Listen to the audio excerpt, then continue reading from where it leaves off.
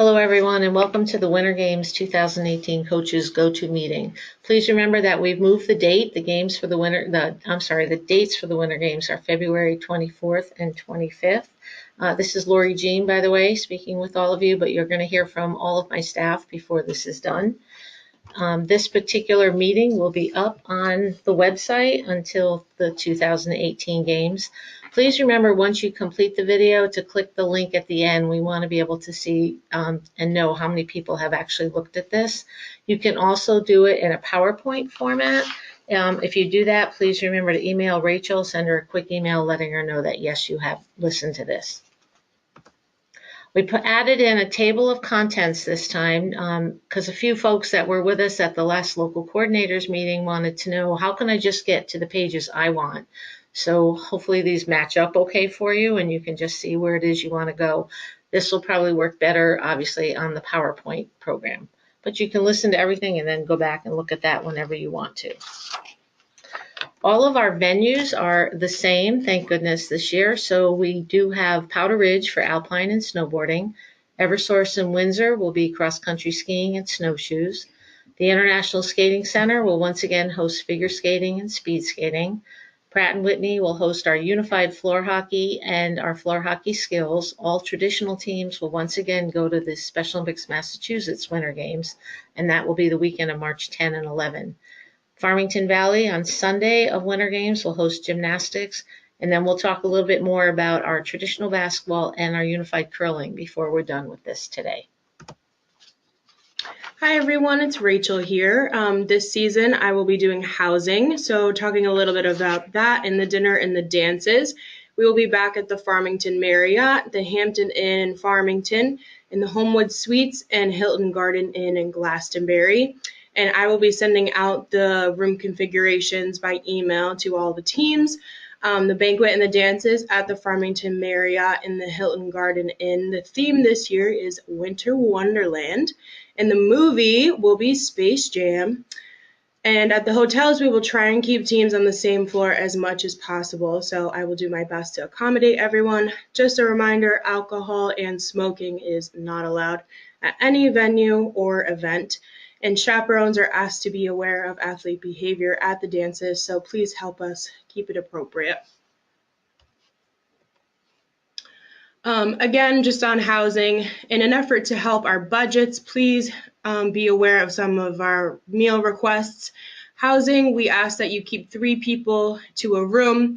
I know it's not ideal, but it's in our housing policy and it's what we were budgeted for. So if you do need more rooms, we are happy to do that for you, but it is going to be at the cost of $101 per night. If you're able to give us back more rooms, please let us know by February 16th. And if you turn back rooms after this date, we might have to charge you for them. Also for meals, dinner and breakfast, if you can also let us know before February 16th, if your team will not be having dinner and breakfast on Sunday morning, please let me know so we can have our numbers as accurate as possible. Once again, transportation. Lori Jean will actually be sending out the bus survey for Saturday and Sunday transportation. So please let her know as soon as possible for accurate transportation numbers. And we did take off floor hockey off the transportation for this year. Hi, it's Sarah for Alpine and Snowboarding. Our sponsor for this year will again be Otis, and the competition directors are Brad Gugliani and Jason Armistead. 2 new things for this year. We will not be offering Super G events for 2018. Athletes can compete in both the giant slalom and slalom events. We will also not be offering the 10-meter walk or the glide events, but we will have the super glide events for new athletes. Slalom and giant slalom is the combined score of 2 runs, and any disqualifications will receive a participation ribbon. Training sites have been all set up. Mount Southington, Powder Ridge, Mohawk Mountain, and Ski Sundown are all excited to have you guys start at the beginning of January. I should have all your registration in by now, so if I'm missing anything, please let me know. The registration and food tent will be at the base of the mountain at Powder Ridge for Winter Games. And at the area of advanced and intermediate, at the bottom of the course, please make sure we keep that open. It's unsafe to have spectators and teams congregate in this location. We will have designated spectator areas, and they'll be clearly marked so that everyone knows. Rental equipment at Powder Ridge will be available between 8:30 and 10 a.m. both days. Only athletes are eligible for rental equipment and must be requested ahead of time at the following link. Coaches will have to supply their own equipment. Athletes will use mini field lift and middle field lift depending upon their events, and only athletes, coaches, and volunteers will be on the mountain will receive a lift ticket. Athletes cannot run the course before a race. All bibs must be returned to Special Olympics to avoid the $10 late fee. Any updates regarding your alpine snowboard registration, please send to Sue Moore at susanm@soct.org. Here's a couple of maps for your convenience. Again, if you have any questions, please feel free to contact me, Sarah P. at soct.org.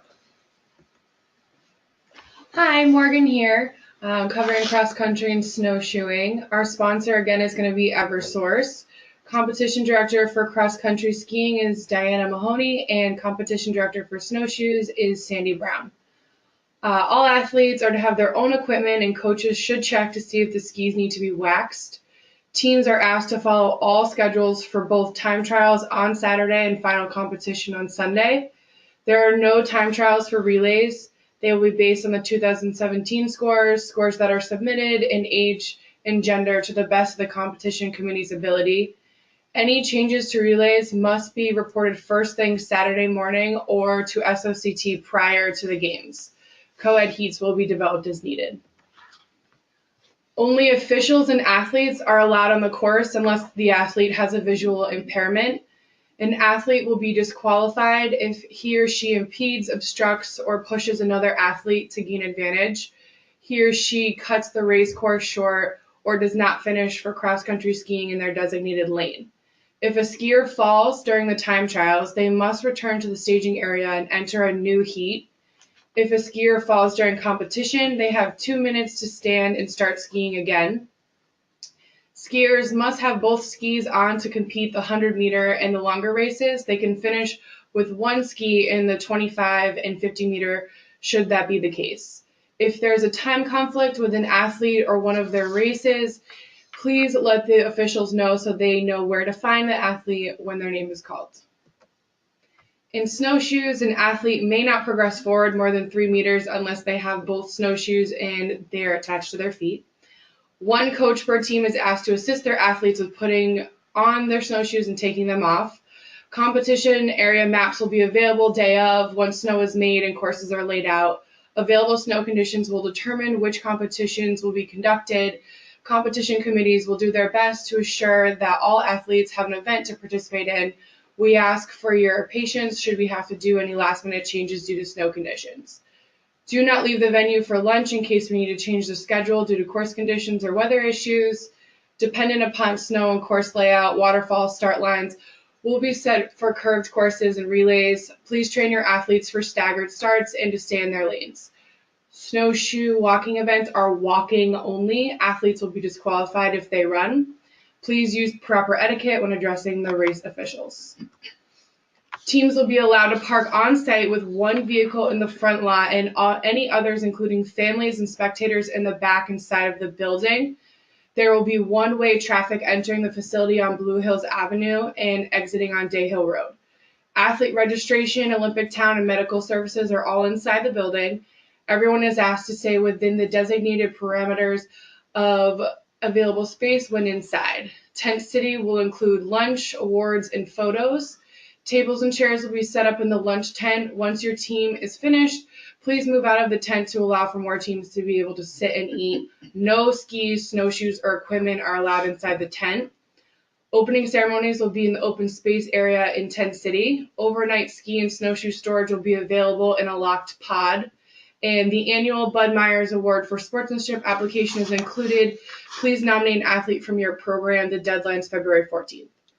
And here's a quick map just to let you guys know where everything is. It's pretty similar to last year.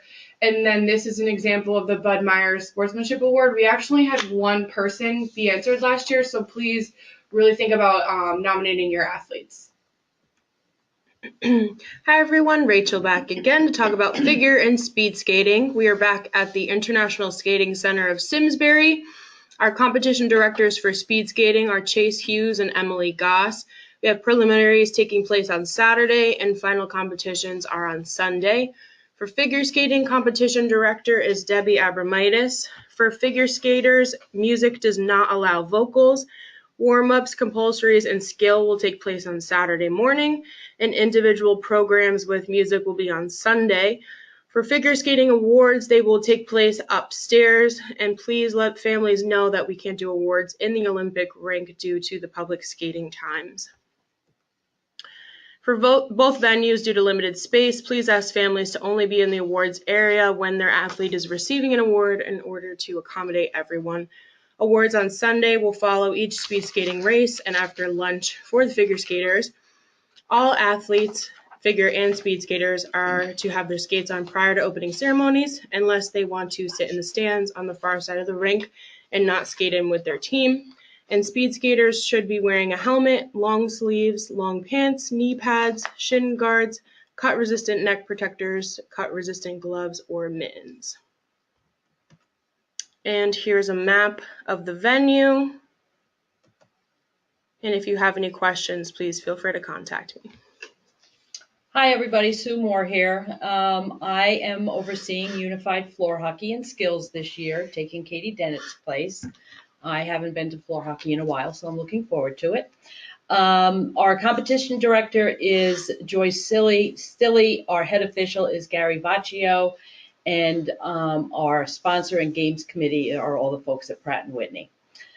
So this year, our divisioning tournament is February 17th. And again, it's only unified team, and your skill folks don't have to be there. You should bring a bag lunch or plan to purchase from the food truck that'll be there. As always, there's no sticks or equipment allowed in the museum. Your skills guys will play both days, and athletes are to wear helmets with a full face mask, gloves, shin guards, and running shoes. And please make sure that your skills athletes have their helmets on. The minimum team competition is 11, maximum 16. And for winter games, we will have lunch provided and a food truck for families. Here are a couple of maps for you to look at for floor hockey. Nothing's really changed that much, so I don't think you'll be in for any surprises. All right, Morgan again, covering gymnastics. We are going to be at the same location, Farmington Valley Gymnastics Center in Plainville. Our sponsor is Adams Superfood Stores. The event will take place Sunday only, so Sunday morning, 9 a.m. is registration, 9:30 is opening ceremonies, and then competition will be 10 to 1, and then lunch and awards will follow competition. Our competition directors are Christine and Aaron again. Male gymnasts are to wear tank tops, leotards, or t-shirts that are tucked in white gymnastic shorts. Female gymnasts are to wear a leotard, have bare legs and bare feet, or gymnastic slippers. Flesh-colored tights with bare feet are permitted but not recommended. Bandages are allowed as long as they are securely fastened. Floor exercises and bars may take place at the same time. Vault and balance beam may also take place at the same time. There's plenty of parking at this venue. Food and beverages will be available for families and spectators to purchase from the Farmington Valley Gymnastics Center's team. They have a concession stand, which they had last year as well. Lunch will be provided for athletes and coaches following competition, and water will be available throughout the competition. And then here's a quick map just of how everything's going to be laid out. Hi, everybody. Sue back again. Traditional basketball tournament, March 24th. It's a week later, so hopefully you guys can get in an extra practice or use that extra time for snow days. Please make sure that you use the intent to participate so I know if you're coming or not, so we're all up to date. Registration will be due March 5th, and please check your registration. We'll be doing the divisioning the same as we did last year. We'll be using your suggestions again. I will be emailing out all the information regarding the tournament, so keep a lookout for those. And this year we have 2 new facilities, Post University and Crosby High School. So we look forward to that, and we will not be at Naugatuck next year. Hi, everybody. This is Dave Polino for Unified Curling. Unified Curling takes place at the Nutmeg Curling Club in Bridgeport on Saturdays from 11 a.m. to 1 p.m. This will go on in January, February, and March. The Bonspiel date is yet to be determined. If you have any questions or comments or need any more information, you could contact me at my email, davidp@soct.org. Hello, this is Caitlin Dacus. Healthy Athletes at Winter Games, we will be, through our health and wellness initiative, we will be promoting our Fit 5 program, which is a health and wellness education curriculum on hydration, nutrition, and fitness. We will be at 2 locations this year. We'll be at cross-country skiing and snowshoeing at Eversource indoors near Olympic Town, as well as we will be at floor hockey at Pratt & Whitney over by where lunch is served. There is also an opportunity to deliver the Fit 5 education at your competition leading up to Winter Games. So if you are interested in that, you can contact myself or Nicole. Our emails and phone numbers are located at the bottom of the slide. Hi, it's Sue again, this time talking about your favorite topic, registration. Please remember to fill out your intent to participate form located on our website. It comes right to my email. It's really easy to do. Your Alpine stuff was due a long time ago, so hopefully Sarah has all that in. And the rest of the balance of Winter Games Reg is due February 7th. Basketball will be due March 5th. And everything is up on our website currently. Starting 2018, we'll be using a secure email. We are going to be starting this out with the local coordinators. So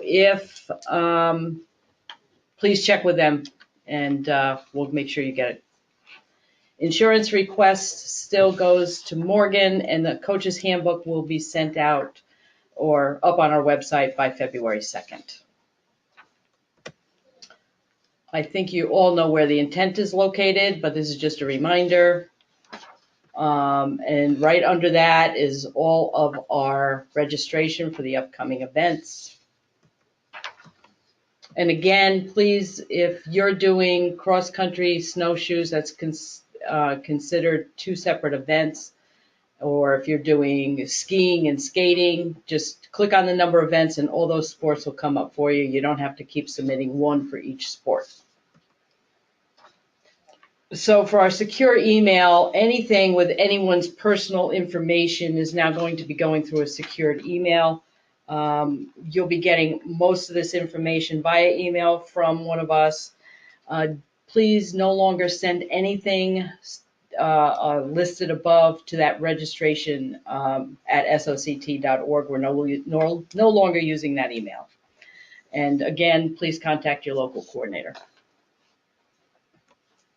Hi, Morgan again. As some of you may know, Katie is on maternity leave and she'll be returning March 12th, just after the games. So if you have any questions regarding Class A's, protective behaviors, volunteer issues of any kind, please contact me. My contact information is at the bottom of the page. A reminder that we should be using the new Class A forms and forms that are filled out completely. And if you're using the web Class A form, or if anyone from your program is using the web Class A form, remind them that there are 3 steps that they need to do in order for it to be completed. They should fill out a background check with verified volunteers, go through the protective behaviors seminar, and then they should have a final application that will have their biographical information. Also, we have a link for existing Class A volunteers that need to rescreen themselves for every 3 years. And we've had a few questions about local coordinators and coaches that would like to know if someone has finished their Class A online. If you do your class day online, you actually get 2 confirmation emails from Verified. So the first email will say that they've completed the online form, and then the second one will say the SOCT has reviewed and accepted their online form, so you can ask them to email them to you. Thanks. Hi everyone, Rachel back here again, talking about Coaches Ed and trainings upcoming. We will have an Alpine coaches training at Mohawk Mountain. The date is to be determined.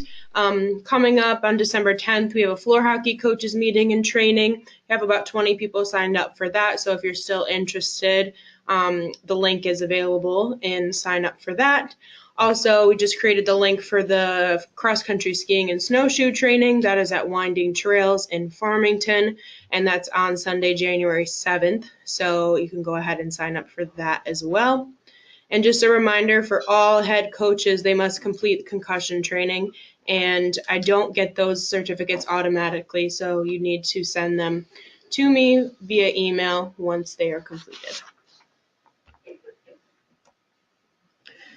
There's just a reminder of where you can find the concussion training. Go on the Coaches Corner page of the website, and there's 2 available options through the CDC or the NFHS website. They're both free, about a half an hour to complete. And again, just send them to me once you complete the course. And this is just a reminder of where to find sports-specific rules. Go on our homepage, soct.org. Click on sports and fitness programs, also on the Coaches Corner page. And then the very last tab says SOCT Sports Rules and Coaches Guides. Those are some great resources there as well. So if you need some new drills or rules for practices, there's some great resources there available as well. Hey everyone, it's Jaquana. If you want to sign up for the 28 Penguin Plunge, you can do that now. In order to receive a 50-50 split for your fundraising efforts, you must sign up your team online and indicate which local program you're associated with. Contact Lauren Young if you have any questions regarding the registration process. If you have additional questions, please don't hesitate to contact the sports department staff. Winter Games, Lori Jean Hannon. Alpine skiing and snowboarding, Sarah Pearson. Figure and speed skating and housing, Rachel Polanski. Cross country skiing and snowshoes, Morgan Powell. Floor hockey, Sue Moore. Gymnastics, Morgan. Curling, David Polino. Traditional basketball, Sue Moore. Volunteers, Morgan Powell. And healthy athletes, Caitlin Dacus. Thank you for completing the 2018 Special Olympics Connecticut Winter Games webinar. See you at the games. Please click here to confirm your participation in this webinar.